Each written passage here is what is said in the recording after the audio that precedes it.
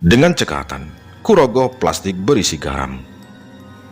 "Novi, mulai hari ini aku menceraikanmu." Tak lama setelah mendengar perkataanku, tubuh Novi seketika membesar. Bulu-bulu tebal dan hitam tumbuh dengan cepat di sekujur tubuhnya. Kini tingginya 2 kali lipat dariku. Matanya merah menyala. Segera kulemparkan garam pemberian Ki Handoko ke sosok demit itu.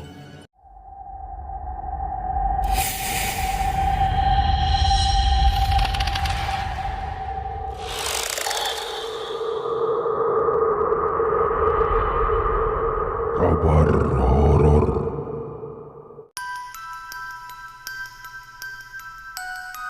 Sebut saja namaku Bejo. Inilah kisahku. Ketika aku ternyata menikahi sosok dedemit. Aku, Bram dan Rifki adalah sahabat sejati. Dari SD kami selalu bersama. Bahkan kami berkuliah di kampus yang sama. Rifki adalah anak yang paling pintar di antara kami. Sedangkan Bram adalah anak yang paling kuat. Waktu SMA, si Rifki pernah juara matematika di tingkat provinsi. Dan si Bram menjuarai karate di tingkat nasional. Kedua sahabatku itu sangat hebat. Aku selalu tertinggal oleh mereka dalam hal apapun. Tidak terkecuali dalam hal pernikahan. Sekarang umurku sudah 30 tahun. Bram dan Rifki sudah berumah tangga. Setahun belakangan ini, persahabatan kami benar-benar renggang. Kami jarang nongkrong lagi di warung mie pinggir jalan. Setiap kali ku ajak mereka nongkrong, jawabannya pasti sibuk dan berujung pada pertanyaan yang membuatku kesal. "Kapan sih lu, Jo? Kamu kan udah tua. Ayolah, jangan banyak pilih. Nikah itu enak loh." Pasti kalimat itu yang keluar dari mulut mereka. Bukannya aku tak mau menikah, tapi sampai saat ini aku belum dipertemukan dengan wanita yang tepat. Siklus asmaraku dari dulu sangat monoton. Biasanya, kalau aku suka sama perempuan, pasti perempuannya tidak menyukaiku. Dan kalaupun ada perempuan yang naksir padaku, entah kenapa biasanya aku tidak suka sama perempuan itu. Begitu dan begitu terus dari tahun ke tahun. Aku tidak pasif. Selama ini aku gencar mencari jodoh. Sayangnya, jodoh itu bukan perkara yang gampang. Aku mencari wanita yang bersifat baik. Sebab mau bagaimanapun sifat seseorang tidak akan bisa diubah, karena itu adalah bawaan alamiahnya. Makanya daripada aku menyesal di kemudian hari, lebih baik aku memilih dengan hati-hati. Di hari Minggu pertengahan Agustus, aku datang ke acara pernikahan teman lamaku di Depok. Ya, seperti biasanya, aku selalu datang seorang diri. Sementara Bram dan Rifki temanku bersama istrinya. Setelah bersalaman dengan pengantin, aku pergi ke prasmanan dan mengambil makanan secukupnya. Ketika ingin bergabung dengan kedua sahabatku, kulihat meja mereka sudah penuh oleh temannya yang juga sudah berkeluarga. "Hei, Bejo, sini gabung, ambil kursi." Bram memanggilku. "Ah, gua di sini saja, Bram," jawabku sambil menggelengkan kepala. Akhirnya aku duduk sendirian. Di samping mejaku ada sekelompok bapak-bapak. Ku dengar mereka membicarakan soal jodoh. Aku menguping obrolan mereka. "Di Panjendungan, ampuh nggak?" tanya salah satu dari mereka pada kawannya. "Ampuh, Temanku kemarin mandi di sumur itu dan langsung dapat jodoh, katanya. Cantik gak jodohnya? Cantik banget coy. Di Panyandungan. Di mana itu? Aku semakin penasaran. Ku geserkan tempat dudukku agar bisa menguping dengan jelas percakapan mereka. Datang saja ke sana. Sumur Penyandungan ada di Banten. Akang mau poligami pun bisa, kata salah seorang dari mereka. Sebelum mereka menyelesaikan makanannya, aku sudah mencatat baik-baik lokasi sumur Penyandungan itu dalam otakku. Apa salahnya dicoba? Siapa tahu sumur itu memang ampuh mendatangkan jodoh. Tiba-tiba ada seorang wanita menghampiriku. Dia langsung duduk di hadapanku. Kamu Rin, sapaku. Dia bernama Rini. Cewek yang sudah lama banget naksir sama aku. Tapi aku hanya menganggapnya sebagai teman, tidak lebih. Kok kamu gak bilang kalau mau datang ke merdingannya Rizka? Kalau tahu kamu datang, aku nebeng sama kamu saja. Rini langsung mencerocos membuatku gelagapan. Oh, aku gak tahu kalau kamu juga datang juga, Rin. Jawabku sekenanya. Rini mengangguk-angguk, lalu menyendok makanannya. Rin, kamu mau gak nganter aku? Tanyaku. Kemana? Tanyanya. Ke sumur Panyandungan. Jawabku sambil menatap wajah Rini. Tempat wisata ya? Ayo. Rini kegirangan. Dan dari dulu dia memang pingin diajak jalan. Ya, bisa disebut tempat wisata juga sih. Tapi tujuanku beda, Rin. Aku mau mencari jodoh di sana, kataku. Hah? Cari jodoh? Sejak kapan kamu percaya takhayul kayak gitu, Bejo? Rini mengerutkan dahi. Ya, coba-coba, Rin. Siapa tahu manjur, ujarku. Rini terdiam sejenak. Ya sudahlah, kapan? Tanya Rini. Besok. Loh, kok mendadak banget? Tanya Rini lagi. Ya, ini darurat soalnya. Aku pengen cepat-cepat nikah, sergaku.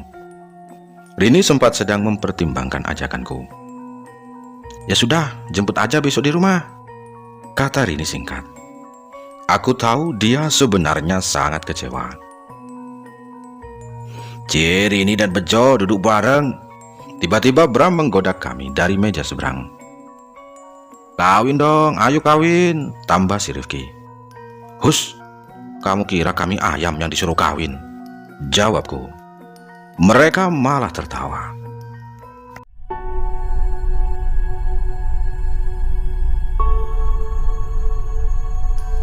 Singkat cerita, keesokan paginya, aku menjemput Rini di rumahnya. Aku sudah mencari informasi tentang sumur Panyandungan itu di internet, dan aku yakin tidak akan nyasar.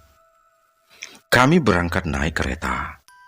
Setibanya di stasiun tujuan, perjalanan dilanjutkan dengan naik mobil angkot menuju lokasi sumur Panyandungan. Kami berdua tiba di sebuah perkampungan. Aku sempat bertanya pada salah satu penduduk di sana tentang keberadaan sumur Panyandungan itu. Katanya, kalau aku mau ke sana harus izin lebih dulu pada kuncennya, yaitu Abah Maman. Kami pun dibawa oleh salah satu warga menuju rumah Abah Maman. Ternyata Abah Maman ini orangnya sangat ramah. Dia dan istrinya menyambut kedatangan kami dengan baik. Makanan ringan disuguhkan. Kami juga dibuatkan teh hangat oleh istrinya Abah Maman. Abah paham soal itu.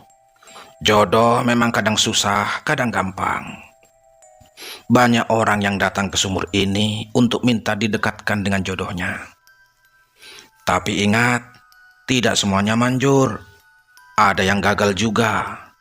Ya, tergantung nasibnya masing-masing, kata Abah Maman. Aku mengangguk-angguk, sementara Rini hanya mendengarkan saja. Dia tidak berkomentar sedikitpun. Aku tahu Rini tidak percaya dengan hal gaib seperti ini. "Apa yang harus saya lakukan, Bah?" tanyaku. Nanti jam 1 malam, Abah antar kamu ke sumur itu. Kamu harus mandi di sana. Sekalian nanti kita bikin sajen," kata Abah. Aku pun bergadang sampai jam 1 malam. Sementara Rini sudah tidur dengan nyenyak. Sengaja tidak kubangunkan. Kasihan Rini pasti capek. Biar aku saja dan Abah Maman yang pergi ke sumur Panyandungan. Jam 1 malam, kami berangkat ke sumur Panyandungan. Lokasinya ada di belakang kampung. Kami melintasi perkebunan kopi milik warga. Tidak ada lampu di sepanjang jalan menuju sumur. Kami menggunakan senter sebagai penerangan jalan. Ada hal mengerikan yang aku tahu dari internet tentang sumur Panyandungan. Ternyata lokasi sumur itu bersebelahan dengan pemakaman umum. Setibanya di sumur, aku disuruh buka baju. Abah Maman duduk sila di belakangku. Sambil berkomat, kami membaca mantra. Tidak lama kemudian, dari kejauhan, kulihat seorang perempuan mengenakan kebaya putih, berdiri di antara pohon-pohon kopi. Perempuan itu memandangiku dengan tatapan datar. Siapakah dia? Bah, ada cewek tuh," kataku. Abah Maman tidak menjawab. Dia sangat khidmat membaca mantra. Semakin lama ku perhatikan, tatapan perempuan itu semakin menakutkan. Aku lalu menunduk. Bulu kuduku merinding. Lalu dari genangan air sumur, kulihat 3 bayangan lelaki sedang berdiri di belakangku. Namun, saat menoleh ke belakang, aku tidak melihat siapapun kecuali Abah Maman. Aku kembali mendongak ke arah pohon kopi. Wanita yang tadi berdiri di kejauhan, sekarang malah semakin dekat denganku. Dia berdiri di seberang sumur, memperhatikanku dengan tatapannya yang datar. Bah, itu siapa?" tanyaku lagi. Tapi Abah Maman tidak menjawab. Kedua matanya masih terpejam sambil membaca mantra. Bejo, Bejo, ngapain di sini? Pulang, Nak. Sayup-sayup ku dengar suara wanita memanggil namaku. Aku sangat kenal suara itu. Ya, tidak salah lagi. Itu adalah suara almarhum ibuku yang sudah meninggal. Aku mencari sumber suara wanita itu. Itu jelas sekali suara ibu. Padahal ibuku sudah meninggal 5 tahun lalu. Kulihat Abah Maman membuka matanya. Ia mendekati wanita misterius yang masih berdiri di seberang sumur. Kemudian, Abah Maman berlutut sambil menunduk di hadapan wanita tersebut. Aku tidak mendengar jelas percakapan mereka. Yang kulihat, Abah Maman mengangguk-angguk, seakan sedang mengiyakan perintah wanita misterius itu. Tak lama kemudian, Abah Maman berdiri, lalu dia menghampiriku. Wajahnya begitu tenang, seolah memberitahuku kalau semuanya akan baik-baik saja. Dia menyuruhku jongkok di depan sumur. Kemudian Abah Maman meraih gayung batok yang mengambang di permukaan sumur. Aku sempat menoleh pada wanita misterius itu. Dan ajaibnya, dia sudah menghilang entah kemana. Bah, wanita tadi siapa sih? Tanyaku. "Oh, dia Nyai penunggu sumur ini," jawab Abah Maman sambil mengguyurkan air ke tubuhku. Aku menggigil. Air sumur Panyandungan terasa sangat dingin. Penunggu sumur. Jadi wanita tadi setan dong, Bah? Tanyaku. Gigiku bergemelutuk saking dinginnya. Ya, bukan setan, tapi jin baik penunggu sumur Panyandungan. Abah Maman kembali mengguyurkan air ke tubuhku. Jujur saja, aku tidak tahu apa bedanya antara setan dan jin. Kalau kalian ada yang tahu, tulis di kolom komentar. Kuusap air yang membasahi wajahku. Bah, tadi ada suara almarhum ibuku. Ada apa ya? Tanyaku lagi. Di sini banyak dedemit. Kamu harus hati-hati. Jangan terpengaruh sama suara apapun, termasuk yang menyerupai suara ibumu. Abah Maman menasihatiku. Oh, begitu ya, Bah, kataku. Aku mendongak ke langit. Di atas sana, bulan mengambang tenang, memancarkan cahaya yang menyinari sumur Panyandungan. Iya, Bejo. Sekali lagi Abah Maman mengguyurkan air ke seluruh tubuhku, membuatku semakin menggigil kedinginan. Bah, setelah ini apalagi prosesnya? Kataku. Kamu harus berendam di sumur ini, kata Abah Maman. Berapa lama, Bah? Aku mendongak menatap wajah Abah Maman. Sampai jam 5 pagi, katanya. Hah? Yang benar, Bah? Jelas aku terkejut mendengar perkataannya itu. Iya, nanti akan ada banyak godaan selama kamu berendam di sumur ini. Ingat, apapun yang kamu lihat atau dengar, jangan sekali-kali keluar dari sumur Panyandungan. Kalau kamu keluar dari sumur ini, otomatis kamu gagal. Jelas Abah Maman. Tampaknya dia sudah menyelesaikan guyuran terakhirnya. Baik, Bah, baik. Tapi Abah Maman nungguin aku kan di sini? Tanyaku ragu-ragu. Oh tidak, Abah mau pulang. Nanti kalau sudah pagi, Abah kesini lagi, kata Abah Maman. Wah, yang benar saja, Bah. Aku takut sendirian di sini, sergahku. Kamu lebih takut sendirian di sumur ini apa jadi bujang lapuk seumur hidup? Tanya Abah Maman sambil terkekeh. Tapi, Bah. Sudahlah, ikuti saja perintah Abah. Abah yakin kalau kamu kuat berendam di dalam sumur ini, kamu pasti segera dapat jodoh, potong si Abah Maman. Aku pun merunduk. Jantungku berdegup kencang.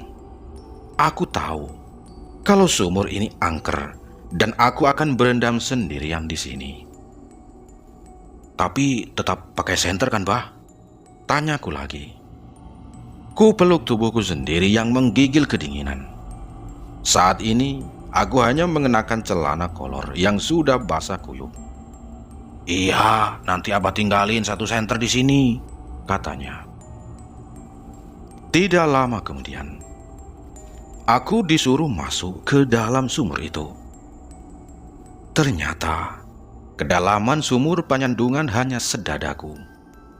Agar bisa bernapas, aku harus berdiri sampai jam 5 pagi di dalam sumur ini. Abah Maman menggantungkan lampu senter pada dahan pohon kopi dekat sumur. Abah pergi dulu ya. Nanti pagi Abah balik lagi ke sini, katanya. Oh iya, Bah, timpalku. Aku ditinggal seorang diri di sumur ini. Abah Maman tidak memberiku mantra apapun. Dia hanya menyuruhku agar tidak keluar dari dalam sumur. Ku coba memejamkan mata. Sebisa mungkin aku menahan dingin di sekujur tubuhku.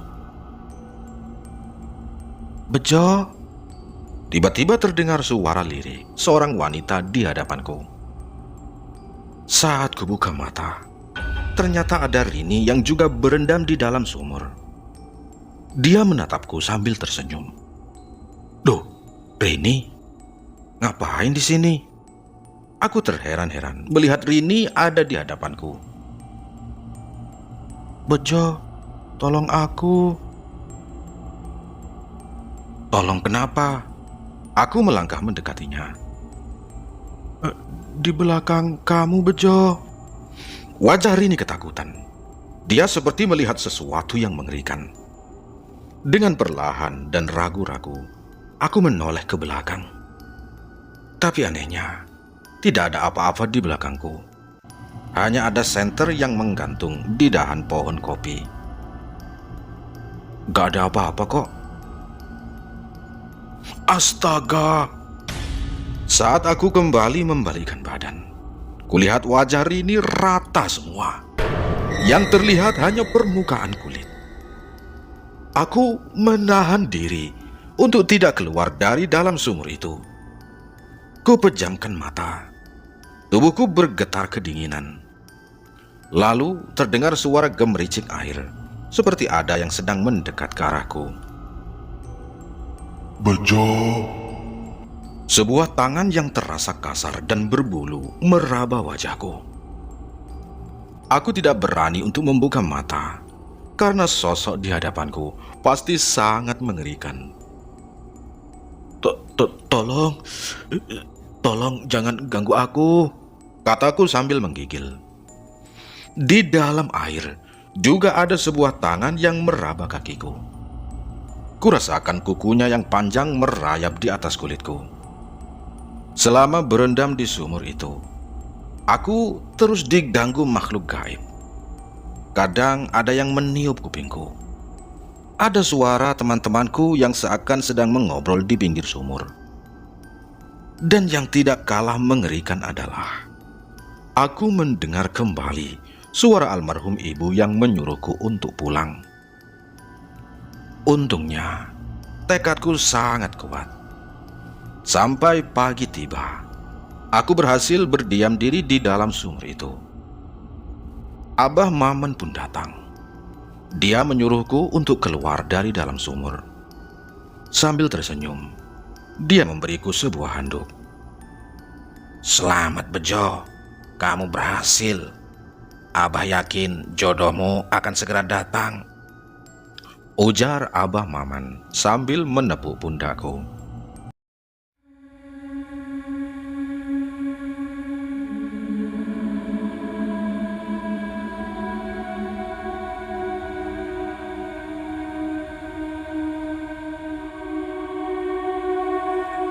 Singkat cerita, beberapa hari kemudian, aku bermimpi dengan mimpi yang berulang-ulang. Mimpi yang terus berulang kurang lebih 10 kali. Dalam mimpi, aku melihat pasar malam di pesisir pantai. Di sana ada seorang perempuan bernama Novi. Dia begitu manis, tingginya semampai. Tubuhnya indah gemulai. Setiap kali dia tersenyum, terlihat lesung di pipinya sebelah kiri. Namun yang membuatku heran, ke-10 mimpiku itu sama. Baik tempat atau adegannya sama sekali tidak ada yang berbeda. Mungkin hanya orang gila yang percaya pada mimpi. Tapi rasanya aku memang sudah gila. Aku mulai percaya dengan mimpiku itu. Barangkali itu adalah sebuah isyarat. Ku ingat-ingat setiap objek yang terlihat di mimpi itu. Kuraih buku catatan dan mulai menuliskan satu persatu. Kutulis pasar malam, pantai, SMKN 3, dan seorang ibu pedagang sawo. Semua itu kulihat dalam mimpi. Aku menggelengkan kepala. Semua objek yang kutulis ini belum cukup untuk menggali informasi tentang lokasi di mana pasar malam itu berada. Tak lama kemudian, aku tersentak karena ingat sebuah objek. Dalam mimpi itu, aku juga melihat sebuah bis pariwisata bertuliskan rombongan ziarah makam Syekh Asnawi. Segera aku cari lokasi makam Syekh Asnawi di internet. Dan ternyata makam itu memang ada. Lokasinya tepat di pesisir pantai Caringin, Pandeglang, Banten. Aku juga mencari tahu tentang SMKN 3 di sana. Lagi-lagi mimpiku benar. Sekolah itu memang ada di Caringin. Bulu kuduku seketika merinding. Mimpi itu bukanlah sebuah kebetulan. Aku tidak boleh menyia-nyiakannya. Pada hari Sabtu, aku berangkat sendirian ke Caringin. Banyak bis-bis pariwisata yang mengangkut para peziarah. Aku sama sekali tidak mengenal siapa itu Syekh Asnawi. Setelah ku cari tahu di internet, ternyata dia adalah seorang ulama besar di Banten. Syekh Asnawi terkenal sebagai ulama yang aktif menentang kolonialisme Belanda. Bahkan beliau sempat dijebloskan ke penjara oleh Belanda karena pemberontakannya dianggap mengancam kedudukan Belanda. Pencarianku semakin menemukan titik terang saat melihat seorang ibu-ibu pedagang sawo di pinggir jalan. Tidak salah lagi, wajahnya mirip dengan yang kulihat dalam mimpi. Segera aku hampiri ibu tersebut. Aku bertanya soal pasar malam di pesisir pantai. "Oh, pasar malam ya, Mas? Dari sini lurus. Nanti pas ketemu gang pertama, Mas masuk. Dan dari sana tinggal lurus saja. Pasar malamnya dekat pantai, Mas," kata ibu-ibu penjual sawo. "Jadi beneran ada pasar malam di sana, Bu?" tanyaku. "Iya, ada, Mas." "Oh, baik, Bu. Terima kasih ya," kataku kepada ibu-ibu itu. Aku langsung menuju lokasi yang ditunjukkan oleh ibu penjual sawo. Benar saja. Aku ingat betul kalau ini adalah pasar yang kulihat dalam mimpi.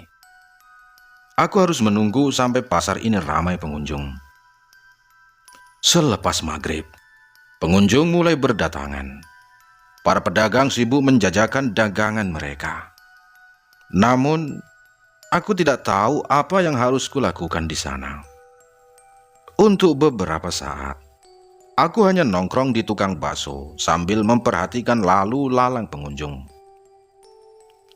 2 jam berlalu. Aku belum juga melihat wanita yang ada dalam mimpiku. Malam semakin larut. Para pengunjung satu persatu meninggalkan pasar malam. Pedagang juga mulai membereskan tenda mereka. Tapi aku belum juga melihat wanita itu. Mungkin mimpi itu hanya bunga tidur. Aku memutuskan untuk pergi dari pasar malam itu dan mencari penginapan terdekat. Namun, sesaat sebelum pergi, ekor mataku menangkap seorang wanita berkerudung merah yang sedang membeli nasi goreng. Kuperhatikan baik-baik wajah wanita itu. Tidak salah lagi. Dia adalah wanita yang kulihat di dalam mimpi. Tanpa banyak basa-basi lagi, aku langsung menghampirinya. "Novi ya?" tanyaku. Wanita itu tampak bingung. "Siapa ya?" tanyanya. "Kenalin, aku Bejo." Kusodorkan tangan ke wanita itu. Ragu-ragu dia menyambut tanganku. "Novi," timpalnya singkat. Untuk beberapa saat, kami sama-sama diam. "Kamu siapa? Tahu namaku dari mana?" tanya dia lagi. Sangat konyol kalau aku bilang tahu dari mimpi. Media sosial. Aku suka lihat sosial media kamu," kataku. "Oh, begitu," kata Novi. Aku sangat bahagia. Itu adalah pertemuan yang paling berkesan dalam hidupku. Semakin lama, aku dan Novi semakin akrab. Ternyata dia sudah tidak punya orang tua. Dia hanya tinggal bersama kakak laki-lakinya. Aku tidak peduli dengan latar belakangnya itu. Yang penting, aku merasa nyaman bersamanya. 2 bulan dekat dengan Novi. Akhirnya aku memutuskan untuk menikahinya. Pernikahan kami sangat meriah. Aku tidak menyangka ternyata sumur penyandungan itu manjur. Aku tahu Rini pasti kecewa. Tapi mau bagaimana lagi? Aku benar-benar mencintai Novi, wanita yang kukenal lewat mimpi. Setelah 1 minggu Novi menjadi istri saku. Tidak ada hal janggal dalam rumah tangga kita. Hingga akhirnya, suatu malam, aku terbangun dan istriku tidak ada di kamar. Ku cari dia ke seluruh ruangan rumah, tapi tetap tidak ada. Jelas aku panik dan segera lari keluar rumah untuk mencarinya. Di luar, kulihat Novi sedang mengobrol sendirian di halaman rumah. Aku penasaran, apakah istriku bisa melihat hantu? Novi, kamu ngobrol sama siapa? Aku menghampirinya dan bertanya. Kok kamu bangun? Tanyanya balik. Iya, aku kaget kamu hilang. Tadi kamu ngobrol sama siapa? Hantu ya? Aku terus mendesaknya. Iya mas, maaf aku baru bilang sama kamu kalau aku bisa melihat hantu. Tadi ada pocong yang mau masuk ke rumah kita, tapi sudah aku usir. Jelas Novi. Aku tidak menyangka kalau istriku ternyata seorang indigo. Sudahlah, nanti kita bicarakan lagi soal ini. Sekarang ayo kita masuk, ajakku. Selain kejanggalan itu, aku juga mulai mempertanyakan ketaatannya terhadap ajaran agama. Soalnya, selama tinggal serumah dengan Novi, aku tidak pernah sekalipun melihatnya salat, apalagi mengaji. Pernah suatu malam saat aku sedang membaca Al-Quran, Novi menghampiriku dengan wajahnya yang panik. Mas, aku lagi sakit gigi. Baca Al-Qurannya nanti saja ya, ujar Novi. Dia menyuruhku untuk berhenti membaca Al-Quran. Aku bingung. Katanya dia sakit gigi, tapi dia tidak mau diajak ke dokter. Tampaknya memang ada sesuatu yang belum ku ketahui tentang Novi. Tingkahnya semakin lama semakin aneh. Aku harus tanyakan ini ke orang pintar.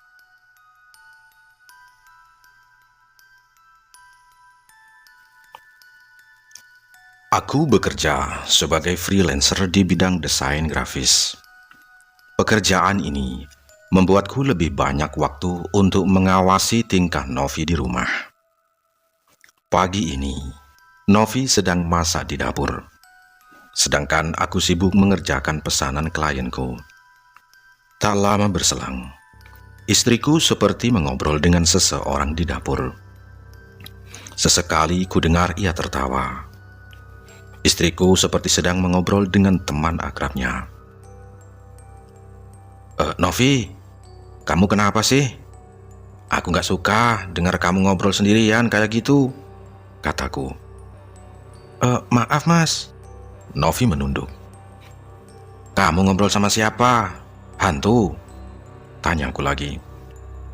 Dia temanku, jawab Novi pelan. Aku menggelengkan kepala. Aku gak mau punya istri yang berteman dengan hantu, kataku. Ya sudah, aku minta maaf mas. Novi menatapku. Dia lalu menoleh ke kanan. Kamu pulang saja ya, suamiku marah, kata Novi kepada sosok yang tak kasat mata di sampingnya. Setelah Novi bilang seperti itu, jendela dapurku terbuka dengan sendirinya. Seperti ada sesuatu yang keluar dari ruangan ini. Nov, aku paham kamu bisa lihat hantu, tapi aku tidak bisa membiarkan istriku berteman dengan makhluk halus. Sekarang kamu udah jadi istriku. Aku mohon, jangan berinteraksi dengan hantu lagi ya. Iya mas, aku janji. Dia kemudian memelukku. Tengah malam, lagi-lagi aku terbangun. Novi sudah tidak ada lagi di tempat tidur. Aku pun bangun untuk mencari istriku. Sebelum sempat membuka pintu kamar, Ku dengar suara Novi sedang mengobrol dengan seseorang. Kali ini, aku dapat mendengar suara lawan bicaranya itu.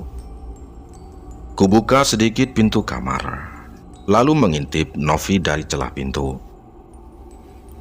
Yang kulihat kali ini benar-benar membuatku tercengang. Istriku berubah wujud. Wajahnya hitam legam. Kukunya panjang sampai menyentuh lantai. Aku dapat mengenalinya karena dia masih mengenakan baju tidur. Aku juga dapat melihat lawan bicaranya itu. Sesosok genderuwo bermata merah menyala. Kututup pelan-pelan pintu kamar agar tidak terdengar oleh Novi. Sekujur tubuhku bergetar ketakutan. Aku baru sadar kalau selama ini yang kunikahi adalah Dedemit. Pantas saja sampai saat ini Novi tidak mau mengajakku berkunjung ke rumahnya. Bisa jadi Novi dan kakaknya itu adalah Dedemit yang tinggal di pepohonan atau di tempat-tempat keramat lainnya. Gagang pintu kamarku bergerak. Buru-buru aku naik ke atas ranjang, lalu berpura-pura tidur. Posisi tidurku membelakangi pintu. Novi naik ke atas kasur, lalu tangan kanannya memelukku dari belakang. Istriku masih dalam wujud yang mengerikan. Badannya bau busuk. Itu membuatku mual. Aku juga dapat merasakan kukunya yang panjang menyentuh tubuhku. Tidak ada yang bisa kulakukan. Kalau aku berontak, Dedemit ini pasti akan menyerangku. Lebih baik aku membiarkannya tidur bersamaku malam ini. Keesokan paginya, aku pergi dari rumah. Aku bilang ke Novi kalau sedang ada urusan dengan klien. Jelas aku membohonginya. Padahal aku pergi ke orang pintar untuk berkonsultasi soal ini. Bram yang memberitahuku soal dukun itu. Dulu aku pernah ke sana pas adikku ketempelan setan. Sekarang dia sudah sembuh. Kamu jangan dulu berpikir negatif sama Novi. Kali aja memang dia ketempelan makhluk halus, kata Bram dari seberang telepon. Iya Bram, semoga saja istriku ini bukan setan, kata aku. Setibanya di rumah dukun, aku disambut dengan ramah. Dukun itu bernama Ki Handoko. Penampilan Ki Handoko sekali tidak mencerminkan seorang dukun. Dia mengenakan celana pendek dan kaos oblong warna putih. Tampaknya Ki Handoko tinggal sendirian di rumah ini. Ia menyuguhkan air putih dan pisang goreng yang terlihat sudah lembek dan tidak menarik. Istrimu itu adalah Dedemit Sumur Panyendungan. Dia Dedemit perempuan yang umurnya sudah mencapai 3000 tahun, tapi tidak kunjung menikah. Tidak ada satupun jin yang mau menikahinya. Kalau istilah manusia, dia itu perawan tua. Tampaknya ada yang sengaja menjodohkanmu dengan Dedemit itu. Jelas Ki Handoko. Sialan, jangan-jangan ini perbuatan Abah Maman, batinku. Ya, bisa jadi ulah manusia, kata Ki Handoko. Terus, apa yang harus saya lakukan, Ki? Tanyaku. Ceraikan istrimu. Suruh dia kembali ke alamnya, kata Ki Handoko. Tapi aku sudah menyetubuhinya, dan kalau dia hamil bagaimana, Ki? Tanyaku lagi. Anakmu akan menjadi setengah manusia dan setengah jin, kata Ki Handoko. Jujur saja, setelah mendengar perkataan Ki Handoko, aku langsung berharap si Novi ini tidak hamil. Aku tidak bisa membayangkan bagaimana jadinya punya anak yang bisa hidup di dua alam.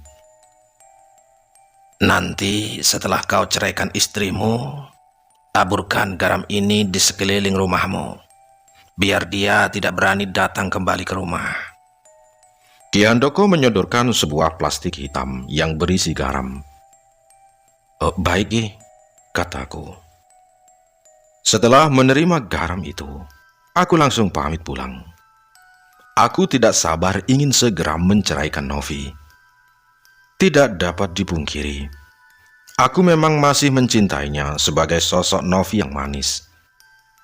Tapi aku tidak bisa berumah tangga dengan dedemit seperti Novi.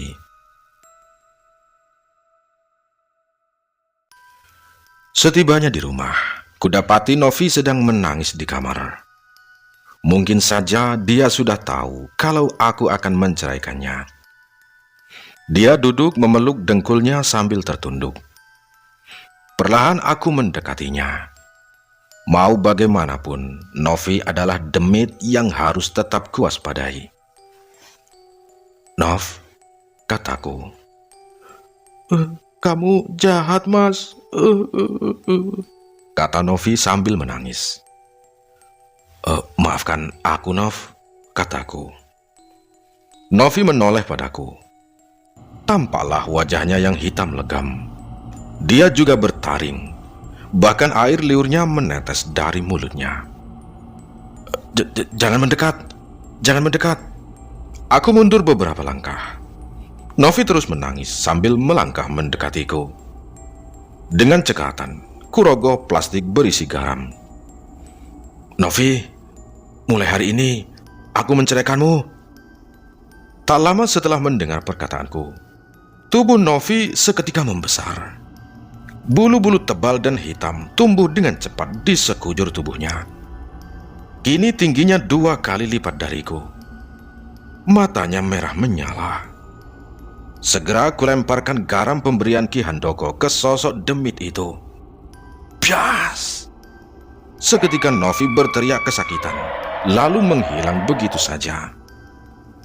Walau wujud aslinya sudah tak terlihat, aku masih dapat mendengar suara Novi yang meminta tolong. Kutaburkan butiran garam di sekeliling rumah, agar demit itu tidak kembali lagi. Setelah menceraikan Novi, hatiku lega. Garam itu benar-benar manjur. Novi tidak berani datang lagi ke rumah ini. Tapi di hari kedua setelah perceraian, aku kembali mendapat masalah. Tengah malam, ketika sedang asyik menonton televisi, ada seseorang mengetuk pintu rumahku.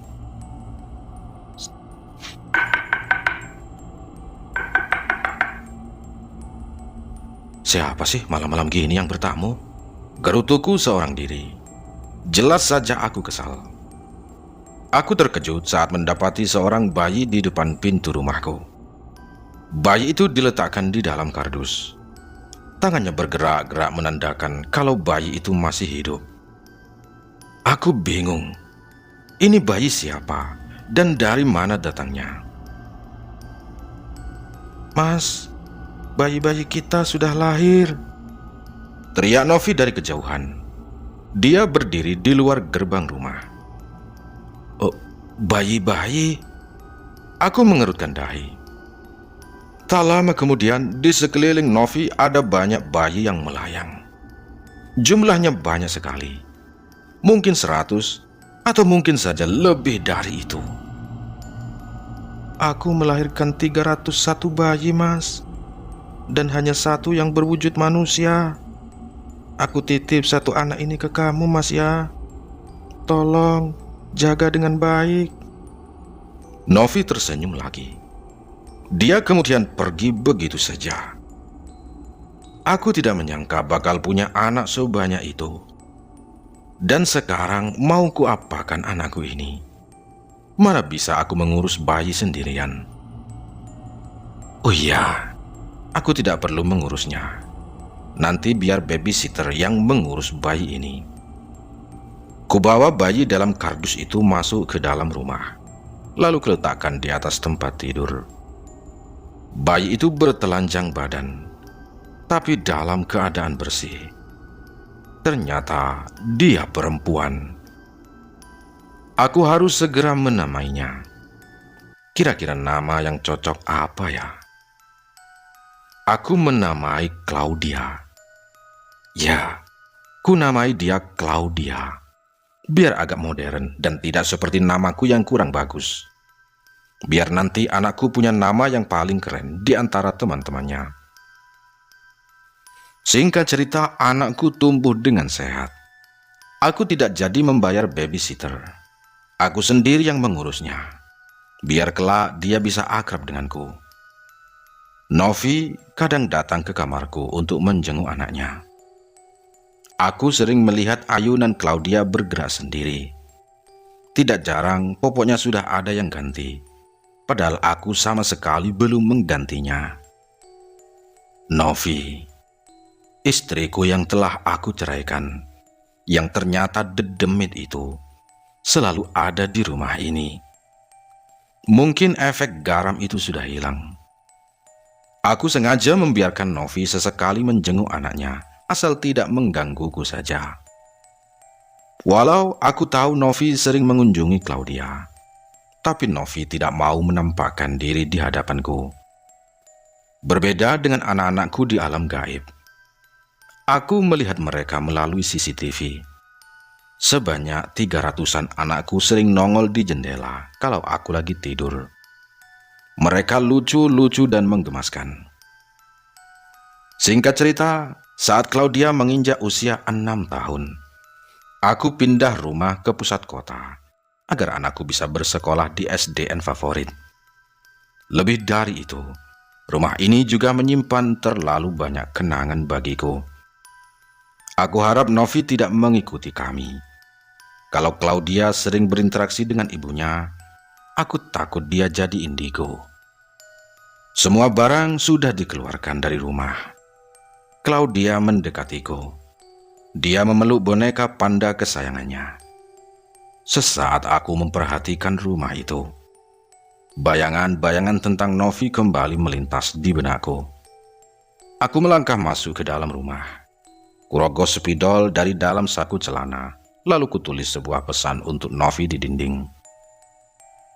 Novi, kami mau pindah rumah.